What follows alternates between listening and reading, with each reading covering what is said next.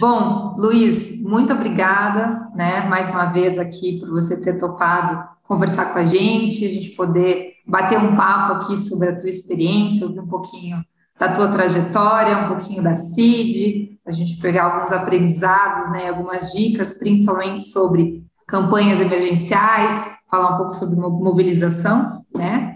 E então queria começar, se você me permitir, perguntando quem é o Luiz, se você puder me contar um pouquinho sobre você, um pouquinho sobre a tua trajetória também na CID, né, um resuminho aí, a gente poder, nesses minutos iniciais, saber um pouquinho sobre você, para depois a gente falar um pouquinho das campanhas, pode ser? Com certeza, Mari. Em primeiro lugar, eu queria agradecer muito pelo convite aí seu, do Alex Amorim, da Água. É um prazer estar aqui, compartilhar um pouquinho, né, sobre a minha história, né, depois falar um pouquinho sobre a CID, sobre alguns cases de sucesso que a gente já colheu aí ao longo da nossa história, e falar um pouco sobre mim. Eu sou curitibano, estou com 33 anos, e eu nasci com um problema muito sério na coluna, chamado escoliose. Na verdade, a escoliose em si, ela não é um problema sério, mas do jeito que eu tinha, era. A escoliose, ela costuma ser uma curva na coluna que não chega a ficar muito, um ângulo muito alto. Mas eu tinha duas curvas na coluna e ao longo da minha infância e da adolescência isso foi progredindo, eu fiz muita fisioterapia, natação, consulta com profissionais, especialistas, e nada resolvia. Né? E quando eu tinha 17 anos, eu ouvi do médico que eu teria que passar por uma cirurgia, ou senão, no futuro, eu perderia tempo de vida, porque ia começar a prejudicar os meus pulmões e o meu coração. E aí o médico falou que era uma cirurgia muito grave, muito arriscada, que apesar de ter evoluído muito a forma de fazer essa operação, ainda assim corria risco de vida. Ouvir isso com 17 anos foi um baque assim para mim, né? Tomar uma decisão como essa de passar ou não pela cirurgia. E aí eu comecei a ter muitos questionamentos assim de qual é o meu papel aqui no mundo, o que eu estou fazendo, o que eu quero fazer, quem sou eu, enfim. E isso contribuiu muito para a minha caminhada seguinte.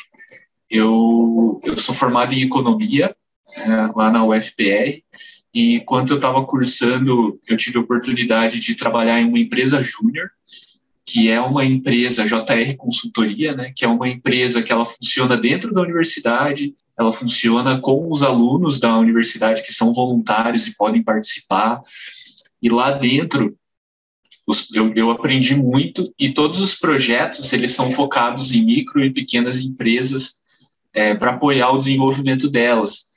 E fazendo esse voluntariado e vendo como o meu trabalho poderia impactar positivamente no meio, foi um sentimento muito bom, em primeiro lugar, e eu decidi que era isso que eu queria para mim. Eu queria sentir que o meu trabalho estava gerando um impacto positivo na vida de outras pessoas. E lá dentro também eu conheci o Alexandre Amorim, né, que é aí um dos fundadores da Água, e o Diego Tutumi, que é um grande amigo, os dois grandes amigos, e muito por causa da história do Alexandre com a Laura, né, que é a irmã dele, que é uma pessoa com deficiência, veio a surgir a ideia da CID e nós três nos juntamos para colocar isso em prática.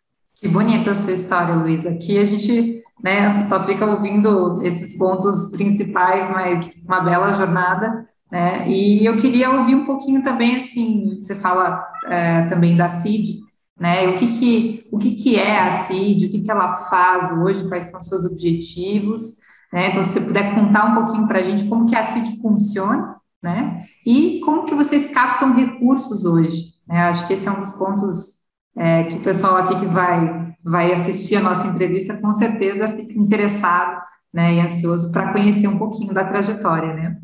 Claro, vamos lá. A CID Brasil é a Ação Social para a Igualdade das Diferenças. Então, a CID ela existe para construir uma sociedade inclusiva para as pessoas com deficiência. E essa missão é uma missão muito grande, e a gente só consegue atingir ela quando nós nos unimos com vários outros atores da sociedade. Né? Então, os nossos projetos eles acontecem para pessoas com deficiência, suas famílias e as instituições que atendem essas pessoas e as suas famílias. E a gente conta com a parceria de grandes empresas, institutos, fundações e o governo. Então, como qualquer organização social, nós não cobramos do público que é impactado socialmente pela nossa solução, né, digamos assim, e aí nós captamos recursos junto a esses públicos pagantes, que são as grandes empresas, institutos, fundações e o governo, que possibilitam a realização dos projetos. Para nós, uma sociedade inclusiva é onde a pessoa com deficiência ela tem a oportunidade de se desenvolver desde o seu nascimento, ter um diagnóstico precoce, ou na infância ela ter um atendimento de acordo com a deficiência que ela possui, né? Por exemplo, uma pessoa com autismo, ela tem um atendimento de uma escola especializada, e aí passando para a educação profissional, a educação já, a formação para o mercado de trabalho, e depois a inclusão no mercado de trabalho, e aí depois a terceira idade. Então, ter todas as fases da sua vida desfrutando o máximo do seu potencial para que ela se sinta útil nessa sociedade, né? Que ela está contribuindo da melhor maneira que ela pode, da maneira que ela quiser contribuir. Então, é atingir o potencial e acessar todos os espaços que a pessoa deseja. E aí, o que a gente faz? A gente procura mesclar os interesses do público que é impactado socialmente pela nossa solução, pelas nossas soluções, e também os interesses das empresas, institutos, fundações e governo com quem a gente capta recursos para executar os projetos. Atualmente, mais de 80% da nossa receita vem dos projetos com empresas, institutos e fundações. E a gente teve uma linha de aprendizado que ela foi muito extensa lá no começo da CID. No começo, a gente eu, o Alexandre e o Diego, a gente tinha 19, 20 anos quando fundou a CID, né? E a gente sabia que existia uma demanda social enorme por parte do público que a gente desejava impactar, e que se a gente chegasse nas empresas pedindo doação, elas iam, né, se sensibilizar com a causa e apoiariam, e tudo resolvido, né? Mas aí, conforme a gente começou a bater na porta das empresas, a gente ouvia, não, a gente não tem recursos para fazer doação esse ano, a doação já está comprometida, ou a empresa está em crise, ou nós já apoiamos outras organizações sociais. Então, daí a gente foi entendendo que o caminho da doação ele não seria o que traria tração, né, para o nosso modelo de negócio, porque mesmo sendo uma organização social, no fundo, é uma empresa. A única diferença é que você não reparte o lucro, né, que é como funciona uma empresa tradicional, digamos assim, né? Então, você precisa ter mais recursos captados do que recursos gastos para ter a sustentabilidade financeira. E a gente viu que as doações não seriam um caminho frutífero. E a gente começou a entender, né? Por que não é um caminho frutífero as doações?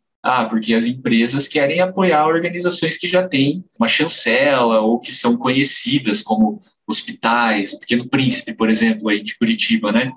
É uma instituição muito conhecida, e eles têm um programa de captação com pequenas e médias empresas, que até então era os 1000 gols do Pelé, né? Que cada organização que entrava com uma doação mensal, dependendo do valor, recebia um quadro com selo e divulgação não sei aonde e tal, e a gente não tinha isso para oferecer, né? A CID não era conhecida e também não tinha essas contrapartidas para oferecer. E aí a gente começou a pensar, estudar e tudo mais, e descobriu outras formas de captar recursos, né? Atualmente, nós vendemos projetos para essas grandes empresas, institutos e fundações como uma forma de prestação de serviço, em que ao mesmo tempo em que a gente está atendendo um objetivo deles, a gente também está gerando impacto social na causa. Então, vou dar um exemplo de um projeto nosso que, em parceria com o banco BTG Pactual, que é o BTG Soma Diversidade. Nesse projeto, o objetivo do banco é impulsionar organizações sociais, e nós sugerimos para eles realizar o projeto nessa edição para organizações na causa da pessoa com deficiência, né? Então, a gente vai conseguir impulsionar organizações que atuam na causa para que elas tenham melhores práticas de gestão, para que elas se capacitem, recebam melhorias, diagnósticos e consigam evoluir para lá no final conseguir atender melhor e atender mais pessoas, porque a gente espera que elas cresçam, né? Então esse é um exemplo de como a gente atua, fortalecendo as organizações sociais né? A liderança, a gestão, boas práticas administrativas é um eixo de atuação nosso. A gente também atua com projetos de voluntariado corporativo, então as empresas nos contratam para organizar, estruturar, realizar os programas de voluntariado delas, e a gente sempre procura fazer isso voltado para a causa que a gente defende. E também o modelo mais tradicional que a gente tem aqui é a inclusão no mercado de trabalho, né? Então são empresas que desejam contratar profissionais que sejam pessoas com deficiência, e a gente faz desde a sensibilização da empresa, das equipes, dos líderes, criar as vagas, encontrar as pessoas com perfil para as vagas, fazer o acompanhamento durante a contratação e após a contratação, para que tudo aconteça da melhor forma. E é assim que a gente capta recursos, né? A gente procura, eu acho que esse é um grande diferencial, porque a gente não se enxerga como uma organização social que tem que depender de doações para existir, né? Acho que a gente já vem da universidade, por ter trabalhado em empresa júnior e ter essa pegada. Eu sou formado em economia, o Alexandre Amorim em administração, né? Então a gente, e o nosso outro colega, o Diego, em economia também, a gente já conseguiu trazer uma pegada, acho que uma versão 2.0 de terceiro setor, em que a gente não gosta da ideia de depender de doações, né? Não, a gente sabe o quanto isso é importante, mas a gente entende que para a CID, para a organização que a gente fundou, isso não vai ser o eixo que vai trazer crescimento no longo prazo. Sim. E hoje você atua como diretor financeiro da CID, né? Então, quando você olha, né, para todas essas fontes, esses meios de captação de recursos, é algo que você está diariamente, né, analisando e fazendo a gestão, né, Luiz? Hoje você está focado nisso, você atua em outras frentes na CID, qual que é a tua função, assim, principal na organização? Hoje eu sou diretor administrativo financeiro. Eu estou principalmente ligado a processos para manter a organização com um bom nível de gestão. Então, eu me envolvo desde a precificação, né, a gente tendo um modelo certo de precificação dos nossos projetos, até passando pela gestão dos projetos em si, depois que eles são vendidos. A gente tem que ter uma gestão financeira individual de cada projeto e também vinculando, integrando isso ao sistema financeiro da organização como um todo. Então, a gente tem um sistema financeiro nosso, assim, que foi criado dentro de casa, de acordo com as especificidades da organização. E como ele está todo integrado, para você ter ideia, hoje nós temos 28 ou 29 projetos em andamento, e quando acontece alguma mudança no planejamento financeiro de um projeto, isso já se reflete no sistema e a gente consegue tirar análises rápidas em tempo real que possibilita a tomada de decisões estratégicas sem atraso, né? Isso é muito importante na gestão de qualquer organização social ou empresa, enfim. Então, eu estou muito ligado para isso. A gente tem sempre pontos para melhorar, para incrementar nesse sistema, às vezes para simplificar, né? E, além disso, eu também estou à frente da parte jurídica. A gente tem alguns certificados que são muito importantes para a organização. E também estamos realizando projetos governamentais e eu estou à frente de alguns aspectos disso, né? A gente está com projetos em parceria com a Prefeitura de Curitiba, com o Fundo Municipal da Criança e do Adolescente aí de Curitiba e também com recursos federais, que é do Pronas PCD, o nome do programa. É muito legal estar à frente disso, dá bastante trabalho, mas é uma área que eu gosto muito, assim, de organizar e saber o que está acontecendo e dar dicas, porque eu acabo meio que às vezes fazendo papel de consultor interno, assim, e isso é muito interessante. Mas, assim, na CID, desde a nossa fundação, eu já trabalhei com marketing, já trabalhei com captação de recursos, na criação de metodologias, e tô sempre que eu vejo uma oportunidade, eu procuro estudar um pouco mais e trazer para a gente pensar e implementar aqui dentro da organização. Que bacana, Luiz. E aproveitando um pouquinho dessa tua trajetória, acho que seria muito legal aproveitar, né, a tua experiência, a tua caminhada na CID e ouvir um pouquinho, assim, fiquei sabendo que a CID já fez uma campanha emergencial mobilizando diferentes pessoas para captar recursos e que foi, assim, um super sucesso. Então, eu fiquei super curiosa e seria muito legal se você pudesse contar um pouquinho para a gente, assim, como é que começou tudo isso, aonde surgiu, qual foi o fato gerador, assim, dessa ideia da campanha, se você puder contar como é que isso foi crescendo, como é que foi acontecendo, seria muito bacana. Vamos lá, essa história é muito boa. Quando começou a pandemia mesmo, assim, que aquele primeiro lockdown que todo mundo achou que ia durar 2 semanas, né? A gente vai fazer um lockdown de 2 semanas, lá em março de 2020, entre final de fevereiro e começo de março, né? Todo mundo pensou, não, a gente vai para casa, ficar 2 semanas, aí vai passar a pandemia e a gente vai voltar a trabalhar. E aí não aconteceu isso, né? Na verdade, foi tudo piorando a partir dali. Começou o lockdown, aí foi diminuindo, as empresas entraram em desespero porque não sabia como que ia ser, se elas iam conseguir atingir os objetivos delas, e as organizações sociais não podiam atender as pessoas, né? As escolas estavam fechadas, a gente viu muita gente sendo demitida, né? Porque as empresas também estavam tentando se proteger e vamos demitir, algumas de maneira mais organizada, outras de maneira desorganizada, mas muita gente perdeu o emprego, aumentou o desemprego. Os autônomos não tinham como trabalhar, né? Porque os empreendedores, porque estava todo mundo em casa, ninguém podia sair, muita gente perdeu a renda que tinha, né? Pessoas que dependiam ali. Eu trabalho hoje para receber o recurso que vai pagar minha janta hoje, né? O almoço de amanhã e a janta de hoje. Então foi um momento muito difícil. Na CID também foi muito difícil, porque as empresas, como eu comentei, né? A gente tem os projetos em parceria com as empresas, e elas comentaram, olha, está muito incerto o cenário daqui para frente, a gente não sabe como vai ser, vamos cancelar os projetos, vamos paralisar o projeto. Tá? Então, também foi um período muito crítico para nós, mas teve um momento que foi uma reunião que a gente fez com toda a equipe, chamamos todo mundo, galera, vamos conversar, o que está acontecendo, o que a gente pode fazer, e aí dessa reunião surgiram duas grandes ideias. A primeira foi a remodelação do nosso portfólio de serviços para se adaptar ao contexto que estava se apresentando. E aí, assim, já dando um spoiler, a partir dessa mudança a gente conseguiu reverter esse quadro de empresas querendo cancelar e suspender a execução dos projetos.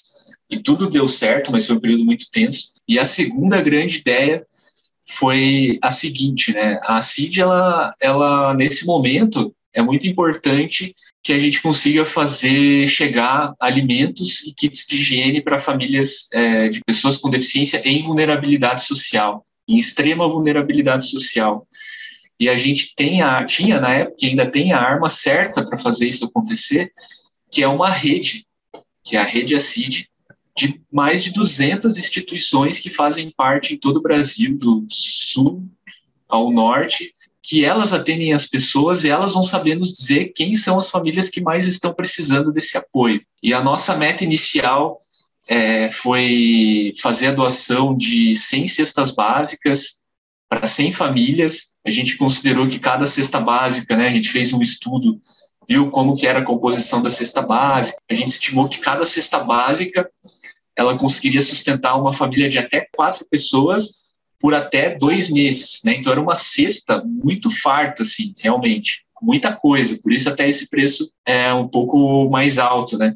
Então eram 100 famílias, R$300 por família, R$30 mil, né? E aí a gente começou a campanha do jeito que até eu recomendo todo mundo começar, né?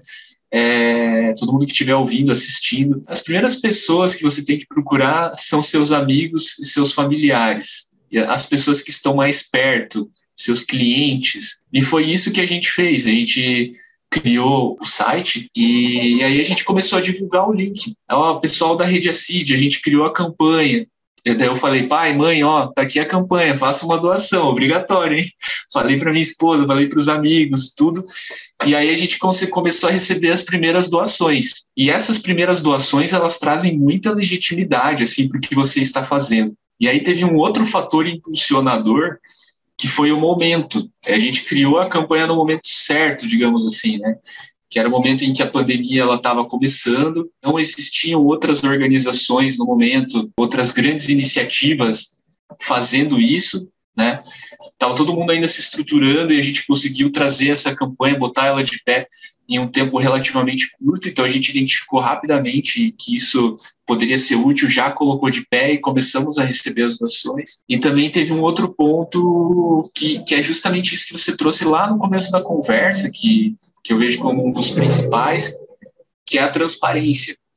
Então, quando as pessoas fazem uma doação, você tem que tratar a doação das pessoas como você gostaria que tratassem a sua. E eu acho que isso envolve muita transparência, de mostrar aonde o recurso está sendo utilizado.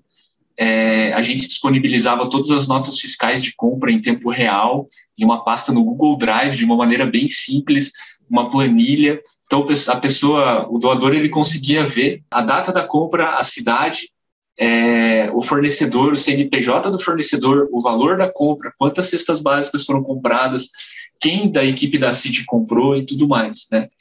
Isso também foi muito interessante, porque as pessoas gostam dessa transparência.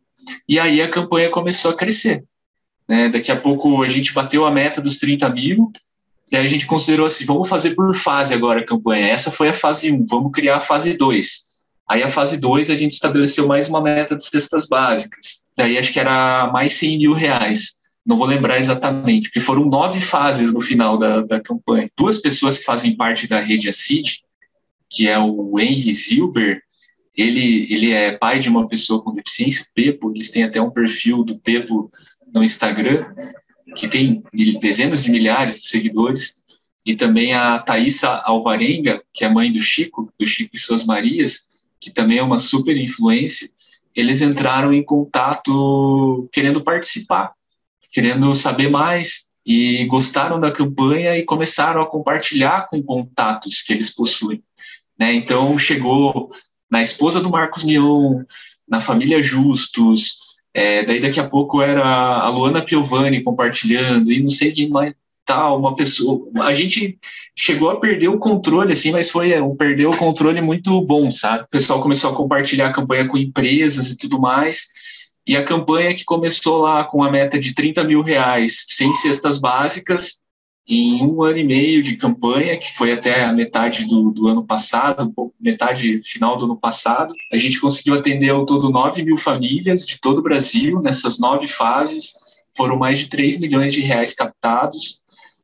Ao longo da campanha, como aumentou muito o número de pessoas apoiadas, a gente contou com mais de 70 voluntários que, conforme as pessoas, as famílias iam se cadastrando para receber cesta básica, a gente tinha que fazer a confirmação do endereço delas, de onde elas estavam, se a família realmente existia, porque a gente ou mandava entregar a cesta básica na porta da família, daí precisava do endereço, a gente contava com os voluntários, ou a gente mandava entregar em uma instituição da rede ACID e a família ia retirar lá, ou então também teve a parte de cartões alimentação, que a gente enviava diretamente para o endereço da família, né, que daí os cartões iam com um certo saldo e a família podia usar até acabar aquele saldo. Então, e assim, e daí foi isso, foi essa união de todas essas pessoas, foi toda a equipe da CID, que na época eram umas 20 pessoas, foram 70 voluntários, foram mais de 1.600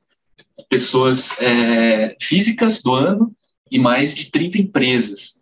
Então, foi uma campanha, assim, muito, muito grande. Nossa, sensacional, Luiz. Imagina o super desafio, né? E até fiquei curiosa, assim, hoje você olhando para essa campanha, né, para todo esse projeto que vocês tocaram, tem algo que você sente, assim, que você de repente faria diferente? Que hoje você fala, puxa, isso aqui, não que seja necessariamente um erro, mas que poderia ser, de repente, pensado estrategicamente diferente, ser executado de uma forma diferente, algo que fosse, assim, uma dica para quem quer fazer uma campanha emergencial, coisas que, né, são interessantes que eles devem olhar e o que também, de repente, evitar prestar um pouquinho mais de atenção, né, em termos de aprendizados aí. Olha, Mari, eu estou pensando aqui, eu acho que a gente conseguiu fazer essa campanha do jeitinho que ela tinha que ser. até porque a gente já tinha uma experiência prévia com outras campanhas, vou contar um pouquinho mais para vocês daqui a pouco, mas eu acho que a gente conseguiu fazer do jeito certo. A gente criou a campanha a partir de uma conversa com toda a equipe, então a equipe da CID estava toda engajada em fazer isso acontecer. A gente começou captando com pessoas próximas, que são nossos familiares, amigos, os clientes mais próximos, rede CID, né? Daqui a pouco tomou uma outra proporção, que foi com os famosos, e a gente conseguiu estar perto das pessoas que nos deram acesso aos famosos, para manter eles engajados durante um tempo, a gente conseguir mais doações. Os voluntários vieram também a somar muito, assim, então a gente abria as inscrições para o pessoal, quem desejava ser voluntário, recebeu muitas inscrições, daí a gente, de tanta gente que estava participando, chegou um momento em que a gente fez um treinamento, então a pessoa, quando começava como voluntária, já tinha um vídeo, assim, para preparar ela sobre as ferramentas que ela ia utilizar, como ela deveria fazer o trabalho. Então, a gente chegou a ter esse nível de profissionalismo, a transparência, né, eu falei dos documentos financeiros, mas, além disso, a gente também compartilhava fotos das entregas, um mapa da distribuição das famílias que foram apoiadas no Brasil inteiro, onde elas estavam, as cidades. Eu acho que a gente fez bem certinho, assim. Eu não vejo nenhum ponto em que a gente poderia ter melhorado. E isso foi muito importante até para a CID como um todo, assim, porque essas empresas e as pessoas, muitas conheceram a CID, não conheciam, e algumas empresas, elas começaram ali na campanha e são nossos parceiros até hoje, né? Então, a gente conseguiu trazer, tornar a organização mais forte, trazer esses contatos para próximos de nós e realizar novos projetos além da campanha. Muito bacana, Luiz. E pensando assim, que os nossos alunos que vão assistir a nossa entrevista, muitos deles talvez nunca fizeram uma campanha emergencial ou já fizeram, mas vivem uma experiência um pouco diferente da CID, porque talvez muitos deles têm organizações menores, né, fazem ações um pouco menores. Então, além desses aprendizados que você já sintetizou aqui para a gente, né, de começar procurando as pessoas mais próximas, olhar esse momento certo, buscar essa transparência, essa mobilização tanto interna quanto externa, né, para quem, de repente, quer começar ou quer fazer essas campanhas emergenciais. Tem alguma outra dica que você, de repente, gostaria de dar, né, para esses nossos alunos aqui, essas dicas que valem ouro para quem já passou por esse processo, né, de repente algumas coisas que deveria prestar atenção, coisas um pouco, né, além do que as que você já comentou aqui?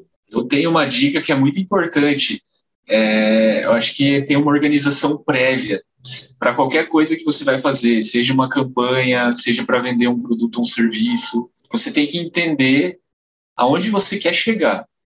Não adianta você falar assim, eu quero fazer uma campanha de doações e eu quero receber 100 milhões de reais, porque, né, no Brasil a gente tem mais de 200 milhões de pessoas, se cada um doar R$1, eu vou conseguir 200 milhões de reais. Não, você tem que ser muito mais específico, assim, e ter os pés no chão. Por exemplo, nós da CID, a gente, lá no comecinho da CID, quando a gente estava se estruturando ainda, nós fizemos uma campanha para pequenos bares e restaurantes, e depois entraram outros tipos de estabelecimento, e para nós a campanha já era grande, com 30 empresas participando, né? Porque eram 30 empresas entrando com R$100 por mês, e era R$3.000 por mês que possibilitava a atuação da CID junto ao seu público-alvo, que são as pessoas com deficiência, suas famílias e as instituições.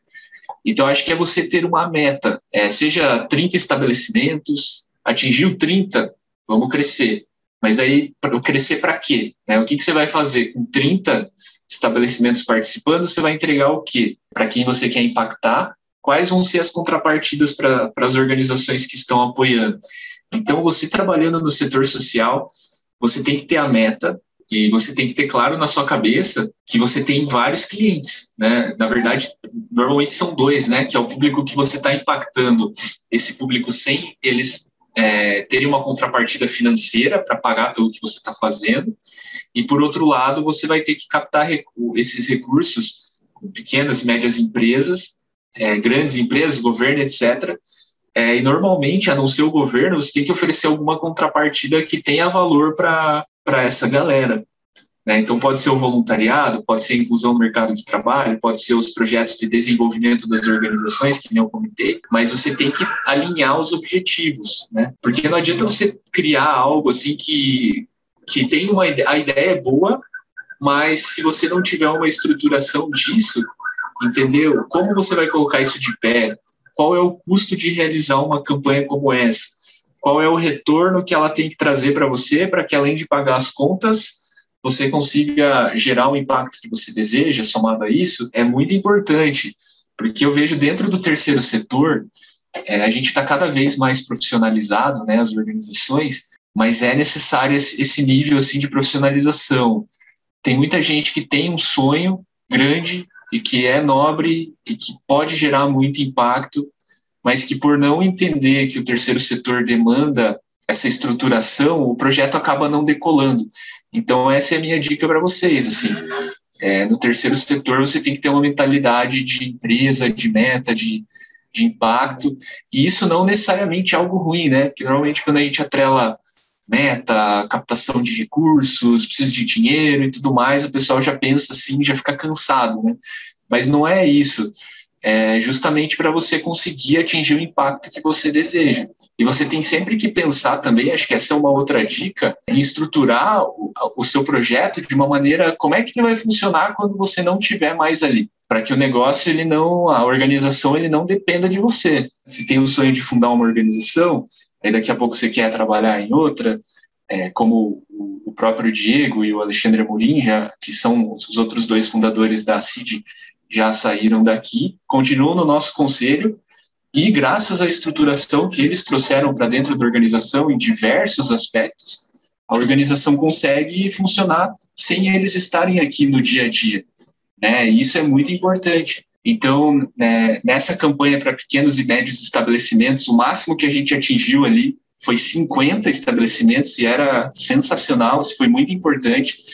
E alguns anos depois, quando a CID estava passando por um momento difícil, financeiramente falando, ali em 2016, 2017, agora que já passou, está tranquilo, mas a gente fez uma campanha para conseguir doações de pessoas físicas. E na época eu lembro que a gente conseguiu 60 pessoas, 70 pessoas, algumas delas continuam doando até hoje.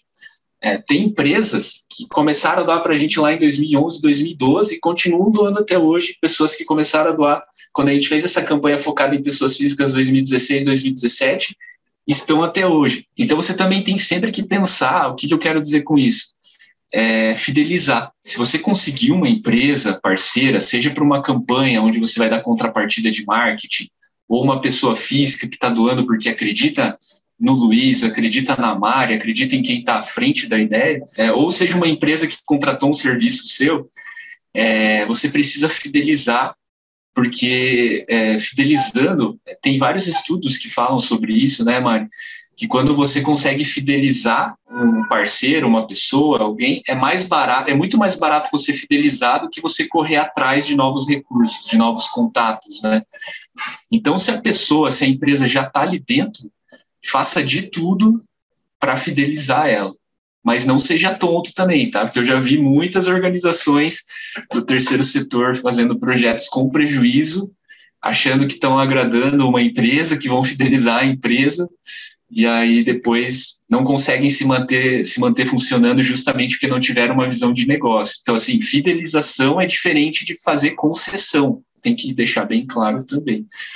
Então é isso, ao longo da existência da CID, a gente teve campanha com pequenos e médios estabelecimentos, com pessoas físicas, mais recentemente teve essa campanha de cestas básicas, que daí foi a campanha que realmente explodiu. Tudo isso só veio a fortalecer, a somar e construir aí o impacto que a gente vem realizando.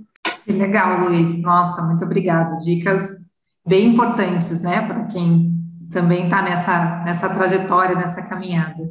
E uma última pergunta para a gente fechar aqui a nossa entrevista é né, que me fez pensar aqui, é algo que acho que é sempre importante quando se pensa em campanha, qualquer projeto, é o esforço versus o resultado que isso traz, né? Toda essa mobilização, a estratégia, recursos, enfim, né? Então, fiquei curiosa aqui para saber, Luiz, o que essa campanha gerou, né, de frutos futuros para a CID? Foi uma questão, né, de visibilidade, reputação? Como é que você vê hoje, né, olhando para essa campanha, os resultados que isso trouxe para a CID? Como é que, né, se a gente poder olhar para a reta final, para a linha final de toda essa mobilização, o que trouxe aí de frutos para a CID, né, para a organização como um todo? Mário, acho que foi o principal aspecto foi o fortalecimento da nossa marca. Colocou a gente ali entre um dos principais atores que defende a causa da pessoa com deficiência no Brasil. Que a gente conseguiu fazer essa campanha, trouxe as instituições da rede, trouxe os voluntários, trouxe as empresas, as pessoas físicas, e todo mundo acompanhando em tempo real o que estava sendo feito. E como eu comentei, além de fortalecer a nossa marca, tem empresas com quem a gente falou, ó, a gente usou a campanha como um primeiro passo para impactar as famílias apoiadas. Então, ó, a gente trazer segurança alimentar e de higiene para essas pessoas foi o primeiro passo. Agora vamos fazer um projeto assim, assim, assim, assim, para dar a continuidade nisso. Então a gente conseguiu fazer isso. Tem pessoas físicas que estão nos apoiando com as doações até hoje. Outras empresas parceiras ficaram sabendo da campanha e nos parabenizaram. E até de lá para cá, o nosso ticket médio dos projetos que vem sendo vendidos aumentou um pouco. A gente não consegue inferir com certeza se isso é fruto da campanha, tá? Mas eu acredito que sim, porque traz mais confiança no nosso trabalho. Então, acho que é isso, aumentou a base de pessoas nas nossas redes sociais, nos seguindo, nos acompanhando, torcendo pelo nosso trabalho. Houve um crescimento natural do impacto social que a gente gera. Excelente, Luiz. Nossa, foi muito bacana poder conversar um pouquinho contigo aqui, aprender junto com você, né, ouvindo, você podendo compartilhar um pouquinho dessa tua experiência e dizer mais uma vez que a gente está muito feliz, muito grato pela oportunidade aqui da gente bater um papo, poder compartilhar isso com os nossos alunos. Muito obrigada mais uma vez.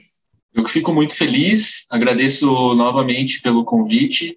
Parabéns a você, ao Alex, ao time da Água, né, que eu acompanho nas redes sociais, vejo que está só crescendo, já está indo para a 5ª turma de um dos cursos, e a Água atua de uma maneira muito relevante, né, que é com a educação e com o investimento dos negócios, e isso que vocês fazem é muito importante e com certeza vai impulsionar o crescimento de organizações, de negócios sociais, vai inspirar cada vez mais pessoas que querem fazer essa transição, né, do corporativo para o social, e cada vez o mundo vai se tornando um lugar melhor. Obrigada, Luiz.